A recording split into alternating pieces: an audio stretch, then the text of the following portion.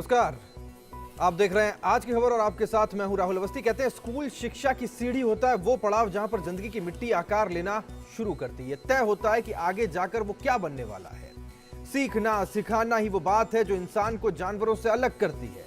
और सदियों से हमारे देश में भी शिक्षा को और गुरुओं को और गुरुकुलों को आदर्श दर्जा प्राप्त रहा है। नए दौर में पढ़ना बदला, पढ़ाना बदला, दौर गुरुकुल और पाठशाला से आगे बढ़ते हुए क्लासेस और स्मार्ट क्लासेस तक पहुंच गया। देश में प्रदेश में कई स्कूल ऐसे भी हैं जहां चौक और ब्लैक बोर्ड की जगह पावर पॉइंट प्रेजेंटेशंस ने ले ली है। लेकिन यकीन मानिए एक दूसरी तस्वीर और भी है जहां प्रदेश में छोटे छोटे बच्चे जिस हालत में पढ़ाई करते हैं वो ऐसे हैं जिससे कुछ सीखना सिखाना तो दूर, वहां रह पाना, कुछ वक्त बिता पाना भी नामुमकिन है। प्रदेश के स्कूलों की हकीकत के बीच हमारा सवाल भी ये है कि इन स्कूलों में ये नन्हे मुन्ने कैसे पढ़ें, कैसे पढ़ें।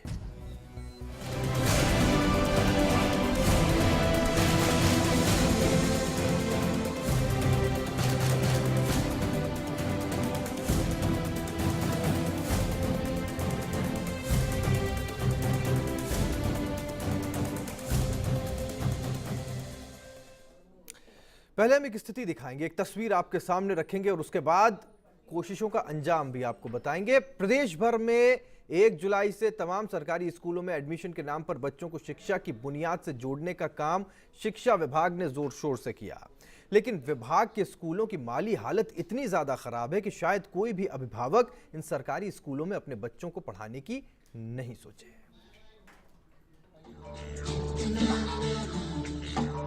सवेरे सवेरे यारों से मिलने हम ठन के निकले। बोलो एक एक एक एक 11 एक दो 12 एक तीन। उदयपुर से महज 20 किलोमीटर दूर खेरो खेत गांव में स्थित राजकीय प्राथमिक स्कूल का यह नजारा आपको जरूर गुरुकुल की याद दिला रहा होगा, जहां प्राचीन काल में पेड़ के नीचे बच्चे पढ़ाई किया करते थे।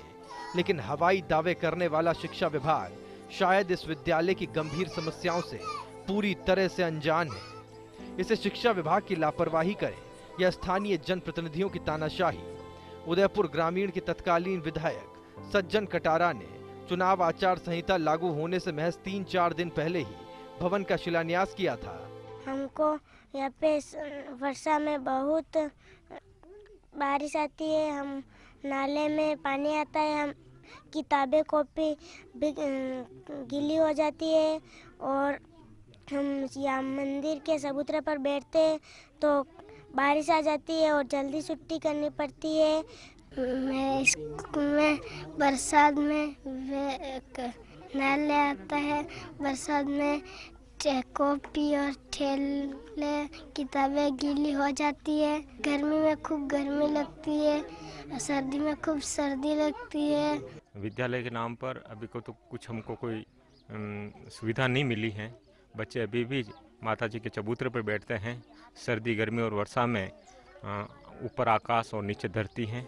वोट बटोरने की साजिश की पोल उस वक्त खुल गई जब सामने आया कि जिस जगह शिलान्यास किया गया वो जगह वन विभाग की है और वन विभाग उसकी एनओसी जारी नहीं कर रहा। उदयपुर जिले के अंदर 92 स्कूल प्राथमिक विद्यालय स्वीकृत हुए थे। उसके बाद में इन्होंने एक शर्त लगा दी कि जब तक पट्टे नहीं बनेंगे तब तक भवन निर्माण नहीं होगा। वो जमीन वन विभाग के अंतर्गत आ रही है और वन विभाग की जब तक एनओसी नहीं आएगी तब तक ये जमीन अलॉटमेंट नहीं हो सकता है। हाई टेंशन लाइन, मंदिर का चबूतरा और खुले आसमान के नीचे चल रहा प्रदेश सरकार का यह स्कूल ना तो गुरुकुल पद्धति का उदाहरण है और ना ही छात्रों को प्रकृति की गोद में आने का एहसास। यह तो लाल फीताशाही की जंजीरों में जकड़े शिक्षा विभाग और वोटों की राजनीति की उस करुण दास्ता को बयां करता है जिसका रखवाला सिर्फ भगवान है। कैमरा पर्सन चंचल सनाटी के साथ फर्स्ट इंडिया न्यूज के लिए उदयपुर से कपिल श्रीमाली। ये खबर आपने देखी और ये खबर हमने प्रमुखता के साथ में दिखाई भी, और जब ये खबर देखी गई, दिखाई गई तो उसके बाद इसका असर हुआ। हमने सामाजिक सरोकार निभाते हुए इस खबर को सामने रखा और उदयपुर जिले के खेरा खेत गांव के बच्चों को अस्थायी छत अब मिल गई। ये तस्वीरें ये थोड़ी सी हौसला अफजाई करने वाली, क्योंकि इस सवाल को जब लेकर के हम गए तो उसके बाद में ये तस्वीरें निकल करके सामने आई कि कम से कम अब अस्थायी छत तो है। हालांकि अभी भी स्थायी छत का इंतजार है। हमने आपको दिखाया था कि कैसे जिला मुख्यालय से 20 किलोमीटर, महज 20 किलोमीटर दूरी पर स्थित गांव में स्कूल के बच्चे हाई टेंशन लाइन और खुले आसमान के नीचे पढ़ाई करने को मजबूर हैं। फर्स्ट इंडिया की पहल के बाद में ग्रामीणों ने जहां बच्चों को अस्थायी छत दिलाई, तो वहीं शिक्षा विभाग के अधिकारी स्थायी छत की व्यवस्था के प्रयासों में जुट गए। पिछले 1 वर्ष से प्राथमिक विद्यालय मंदिर के चबूतरे पर चल रहा था। फर्स्ट इंडिया ने जैसे ही यह न्यूज छापी तो अधिकारियों और ग्रामवासियों के सहयोग से यहाँ अस्थायी छत बच्चों को नसीब हुई है। मैं इस चैनल का शुक्रिया अदा करना चाहता हूँ कि इनके सहयोग से हमारे बच्चों को एक छत उपलब्ध हुई है। अब बच्चे हमारे स्कूल आने लगे हैं और पढ़ने में भी बहुत रुचि लेने लगे हैं। और कपिल श्रीमाली सहयोगी उदयपुर से जुड़े हैं, जरा जानकारी उनसे लेते हैं। कपिल, 2 तस्वीरें हमने अभी दर्शकों के सामने रखी, एक वो जब हम सवाल पूछ रहे थे और एक वो दूसरी तस्वीर थी जो असर होने के बाद में जवाब के रूप में सामने आई। अधिकारी जहां कोशिश करने की बात कर रहे हैं, वहीं लोगों ने अपनी तरफ से जुट करके एक व्यवस्था कर दी अस्थायी छत की। जी बिल्कुल राहुल, देखिए जब हमने इस पूरे मामले को उठाया तो शिक्षा विभाग के अधिकारियों ने वन विभाग से जल्द एनओसी लाने के प्रयास की बात कही, लेकिन ग्रामीणों को जब इस पूरे मामले का पता चला, ग्रामीणों ने कदम आगे बढ़ाए और सबसे पहले जो स्कूल हाई टेंशन लाइन के नीचे चल रहा था, हाई टेंशन लाइन के नीचे से स्कूल को हटाया गया और अस्थायी रूप से एक तरपाल, वाटरप्रूफ तरपाल लगाकर एक स्कूल के लिए छत मुहैया कराई गई है। इसमें मुख्य तौर से ग्रामीणों का विशेष सहयोग रहा है। हालांकि शिक्षा विभाग के अधिकारियों का कहना है कि शिक्षा विभाग ने पहल की है, इसको हटाने के आदेश दिए थे, लेकिन ग्रामीणों के सहयोग के चलते ये जो काम है, ये जो बच्चे हैं, ये अब बारिश में नहीं भीगेंगे, हाई टेंशन लाइन का खतरा इन पर नहीं मंडराएगा और ये अपनी पढ़ाई को जरूर पूरा कर पाएंगे। राहुल, क्या कोई टाइम बेस प्रोग्राम का जिक्र किया गया है, कुछ बताया गया है कि इतना वक्त लगेगा और इतने समय में हम इनको एक इंफ्रास्ट्रक्चर दे देंगे, एक छत दे देंगे, एक कमरा दे देंगे कम से कम? जी राहुल, देखिए बड़ी ही विडंबना ये इस बात की है कि जब जिस जगह पर इस स्कूल के भवन का शिलान्यास किया गया, वो शिलान्यास वाली जगह वन विभाग की है। जब स्कूल प्रबंधन में शिक्षा विभाग के अधिकारियों से उस जगह के एनओसी के लिए बात की गई तो शिक्षा विभाग के अधिकारियों ने बिल्कुल भी गंभीरता नहीं दिखाई और अब ये पूरा मामला जब फर्स्ट इंडिया ने उठाया तो शिक्षा विभाग के अधिकारी इस पूरे मामले को गंभीर मानते हुए जल्द से जल्द प्रयास करने की बात कर रहे हैं। हालांकि कोई टाइम बाउंड टाइम नहीं बता रहे हैं, क्योंकि उनका कहना है कि वन विभाग को लेटर जारी किया गया है, उनसे एनओसी मांगी गई और जैसे ही वन विभाग से एनओसी आएगी स्कूल भवन का काम जल्द से जल्द शुरू कर दिया जाएगा। कपिल, नहीं लगता कि वन विभाग के सामने अगर गंभीरता से इस बात को रखा जाता तो कोई 20 बाई 20 का कमरा देने या फिर 40 बाई 40 का कमरा देने या जगह देने में कोई दिक्कत होती वन विभाग को? सवाल यह है कि उनके सामने कोई गया ही नहीं और शिक्षा विभाग ने इस बात को रखा ही नहीं। जी बिल्कुल स्वाभाविक सी बात है राहुल, यदि ये प्रयास बहुत पहले किए जाते, करीब 1 साल से ज्यादा हो चुका है ये स्कूल खुले में संचालित हो रहा है और यदि 1 साल पहले ही ये प्रयास शुरू कर दिए जाते तो शायद अब तक इन बच्चों को छत नसीब हो जाती, एक पक्का कमरा पढ़ने के लिए नसीब हो जाता। लेकिन शिक्षा विभाग के जो अधिकारी हैं उनकी लाल पीताशाही कही जाए या फिर लापरवाही कही जाए, खुलकर सामने आइए, उनको बच्चों के भविष्य को लेकर वो कतई चिंतित नजर नहीं आते और इसका जीता जागता उदाहरण हम हमारी टीवी स्क्रीन पर जो विजुअल दिखा रहे हैं वो साफ है कि शिक्षा विभाग के अधिकारी बच्चों के भविष्य को लेकर कितना चिंतित है। राहुल, बिल्कुल, बहुत बहुत शुक्रिया आपका इस तमाम जानकारी के लिए। कपिल श्रीमाली उदयपुर से जानकारी हम तक पहुंचा रहे थे। पहले सर पर छत नहीं थी, लेकिन अब ये जो नीली तरपाल आप देख पा रहे पत्तों से ढकी, ये वो अस्थायी आशियाना है, वो अस्थायी छत है जो इन्हें मयस्सर हुई है, जो इन्हें मिली है और उम्मीद ये कि इस खबर के बाद में जल्द से जल्द इन्हें पक्की छत भी मिलेगी। थोड़ा सा आगे बढ़ते बारा पहुंचते हैं, जहां पर जिले के शिक्षा के मंदिर जर्जर हालात में है। राज्य सरकार शिक्षा को बढ़ावा देने के लिए बड़े बड़े दावे करती है, लेकिन उनके दावों की पोल यहां आकर खुलती है।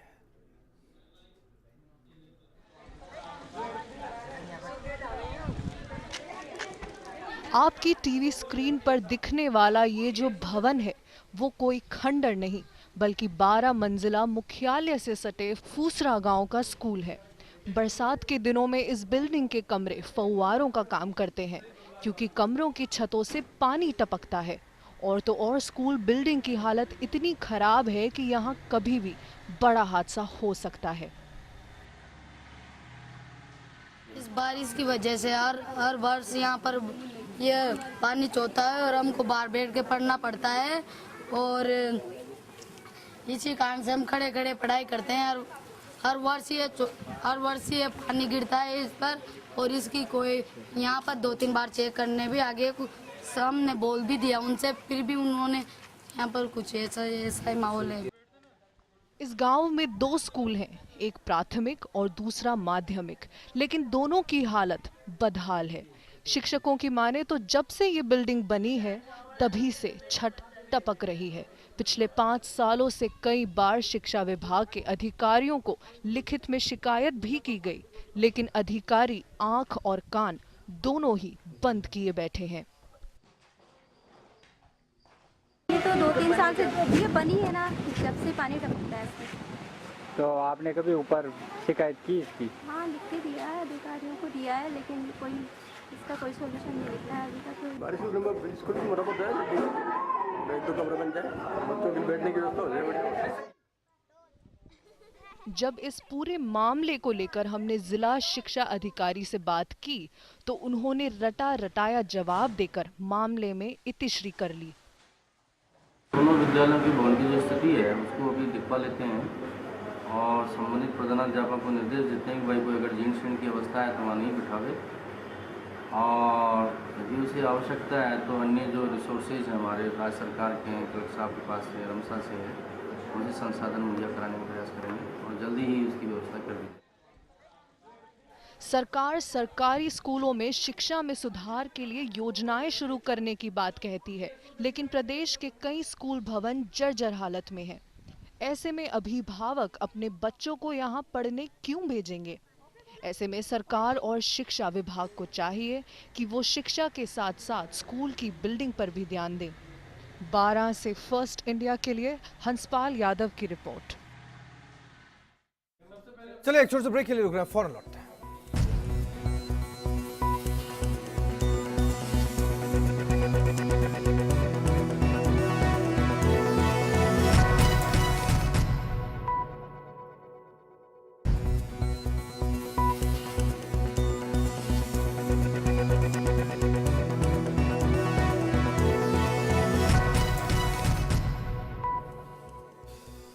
ब्रेक के बाद एक बार फिर से आपका स्वागत है। आज की खबर में आज हम सवाल उठा रहे हैं कि आखिर प्रदेश के बच्चे कैसे पढ़ें, कैसे बढ़ें। बांसवाड़ा में जिला मुख्यालय से करीब 12 किलोमीटर दूर स्थित सामरिया गांव में माध्यमिक स्कूल के हालत पूरी तरीके से यहां पर खराब है। फर्स्ट इंडिया की पड़ताल में यह बात सामने आई कि यहां पर विद्यार्थी पढ़ने नहीं बल्कि पोषाहार खाने के बाद घर चले जाते हैं। यहां पर पढ़ने नहीं आते बल्कि खाना खाने आते हैं। वहीं इस मामले पर प्रिंसिपल वीरेंद्र कुमार से पूछा गया तो कुछ भी जवाब वो नहीं दे पाए। दूसरी ओर प्राइमरी स्कूल के छात्रों को हिंदी का अक्षर ज्ञान भी नहीं है। इस पर प्राइमरी स्कूल की प्रिंसिपल कमला जोशी ने कहा कि विद्यालय में न तो शौचालय है न ही किचन शेड है।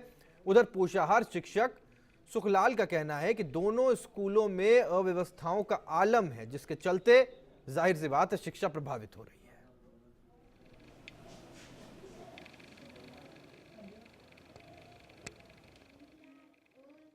गैस की व्यवस्था नहीं है, उसके बाद पोषाहार व्यवस्था पे वो टाइम से आ जाता है, लेकिन यहाँ पे ये रख रखाव के लिए एक गोदाम नहीं है, टीन शेड, ये किचन शेड नहीं है, बाकी तो व्यवस्थित चल रहा है। खाना तो हम बरामदे में बाहर खुले में बनाते हैं और एक क्लास बिठाते हैं, उसमें ही हमारे बर्तन बनाने के बर्तन पोषाहार के ही रखते।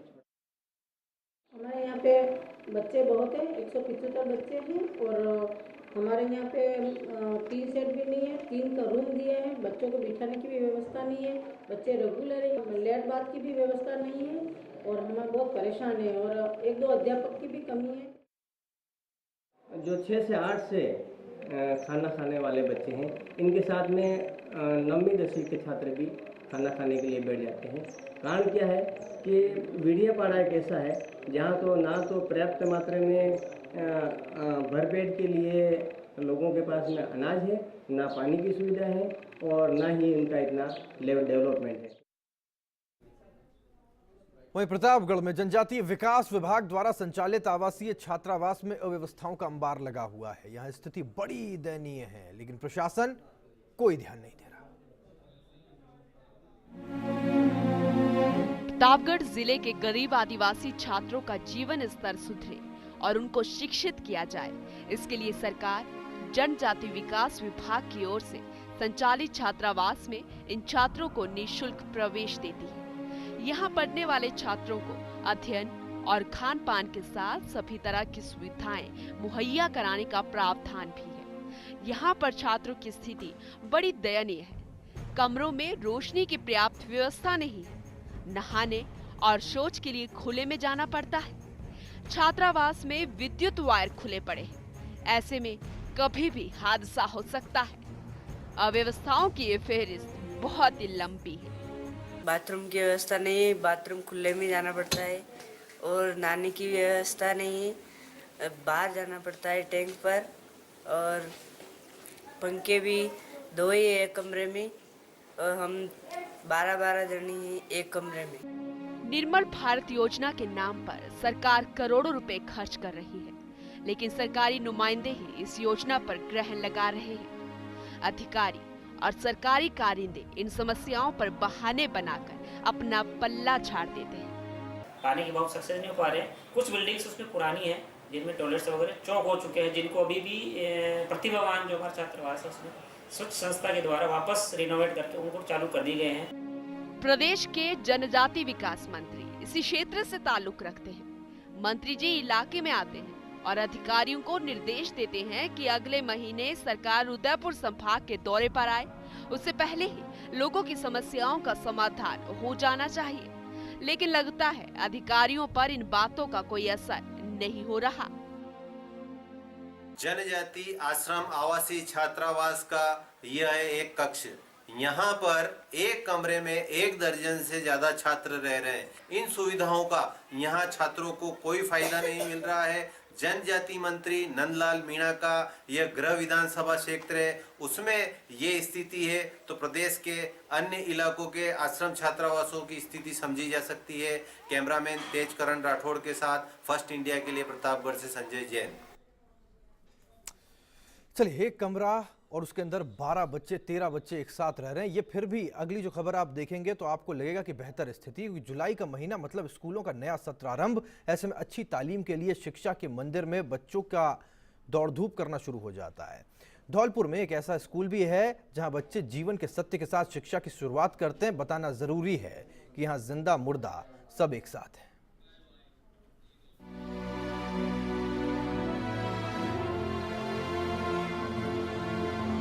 खामोशी का लिबास ओढ़े सन्नाटे में डूबी ये कब्रें बेशक बड़े बड़ों की रूह कपा दे, लेकिन धौलपुर जिले की सैपऊ तहसील में ये बच्चों को जिंदगी का पाठ पढ़ा रही हैं।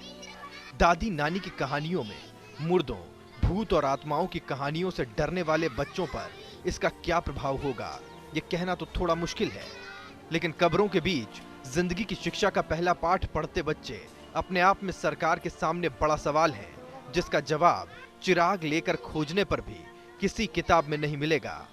हमारे पास जमीन ना तो जमीन है और ना ही भवन की व्यवस्था कुछ, क्योंकि ये कब्रिस्तान है समाज का, तो यहाँ पे क्या बच्चों को खुले आसमान तले कब्रिस्तानों में कब्रों के ऊपर बैठना पड़ रहा है। ना तो कोई फर्श दरी कुछ व्यवस्था नहीं है, भौतिक सुविधाओं के नाम पर कुछ भी नहीं है। बुत बनी सरकार बच्चों की विभीषिका सुनने को तैयार नहीं। सकारात्मक पहल के अभाव में अब बच्चे मदरसे से मुंह मोड़ने लगे हैं।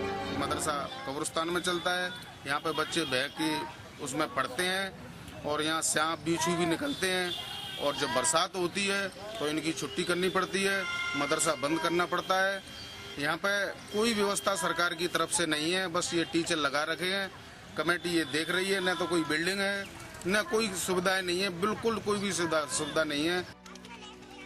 स्कूल चलो का नारा देने वाली सरकार बच्चों को मिड डे मील में पौष्टिक खाना देकर सेहत भी सुधारने की कोशिश कर रही है, लेकिन यहाँ बच्चे दफन मुर्दों के ऊपर अपना भोजन करने को मजबूर हैं।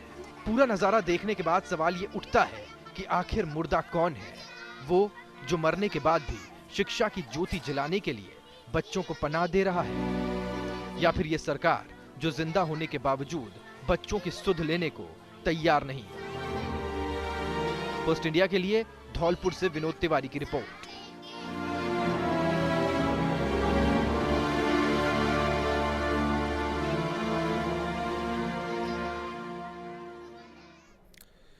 तो अब तक जो स्थितियां हमने आपको दिखाई, जो चीजें आपने देखी, वो ऐसी थीं जो कहीं ना कहीं सवाल कई खड़े कर रही थी, लेकिन इस बीच आशा की एक किरण है, और जब वो निकल करके आती है तो वो जो पहले सारे सवाल पूछे गए हैं उनका उत्तर देती दिखाई देती है।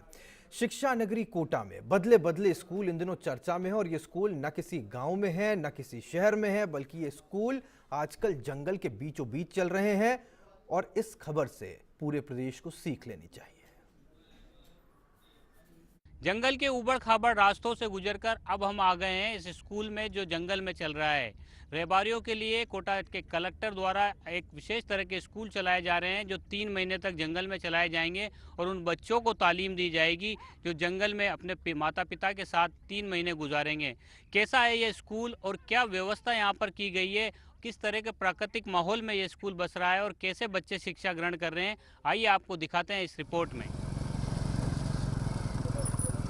अपने विद्यार्थियों तक पहुंचने की मशक्कत और चुनौती दूसरे स्कूली टीचर से थोड़ी जुदा है।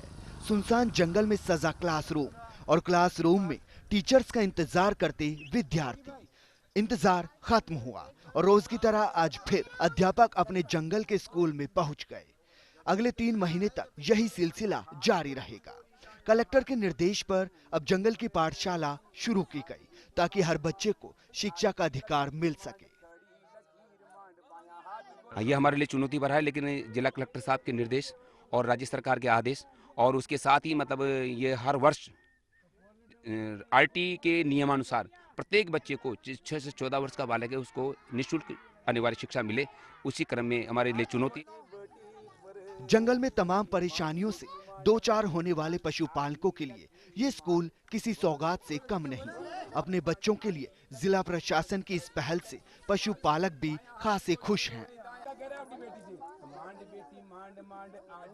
हमारे बहुत अच्छी सभ्यता है जंगल में और हमारे लिए सरकार कर रही है, सहायता कर रही है, ये ठीक है, सब बातें बढ़िया है, बच्चा पढ़ रहा है। कोटा से झालावाड़ के बीच जंगल में करीब 3 जगहों पर जहां पशुपालकों के डेरे हैं, वहां प्रशासन की तरफ से इस प्रकार के स्कूलों का इंतजाम किया गया। शिक्षा विभाग ने इसके लिए विशेष टीम गठित की जो इस चुनौती को बखूबी निभा रही है। लगातार 12 वर्षों से कोटा जिले में ऐसे विद्यालय चलाए जा रहे हैं। शुरू में एक ही विद्यालय चलता था, लेकिन विगत 3-4 साल से हम 3 विद्यालय लाड़पुरा ब्लॉक में संचालित कर रहे हैं। शिक्षा के अधिकार के तहत हर बच्चे को शिक्षा से जोड़ना, लेकिन जंगल में शिक्षा से जोड़ना अपने आप में चुनौती भरा है। शिक्षा विभाग के लिए तो ये चुनौती बन ही रहा है, लेकिन चुनौतियां ही सिखाती है सफलता तक पहुंचना। राजस्थान के तमाम स्कूलों के लिए ये जंगल का स्कूल एक नज़ीर बनकर पेश आ रहा है, जहां पर बच्चे भी खुश हैं और यहां पर जो पढ़ाने आ रहे हैं अध्यापक वो भी खुश हैं। उम्मीद की जानी चाहिए कि राजस्थान का भविष्य जो जंगल में रह रहा है वो भी तालीम लेकर के अच्छा भविष्य संवारेगा। कोटा के दार देवी जंगल से कैमरा पर्सन मुकेश शाक्यवाल के साथ शाकिर अली। मजेदार बात है, ये वही प्रदेश है जहां से सवाल निकल करके सामने आते हैं और जिनसे सवाल पूछे जाते हैं, और ये वही प्रदेश है जहां से जवाब भी निकल करके सामने आते हैं। जरूरत ये है कि सीख ली जाए। बुलेटिन फिलहाल इतना ही। दीजिए पूरी टीम को इजाजत। देश प्रदेश की तमाम अहम खबरों की जानकारी के लिए लॉग ऑन कीजिए firstindianews.com।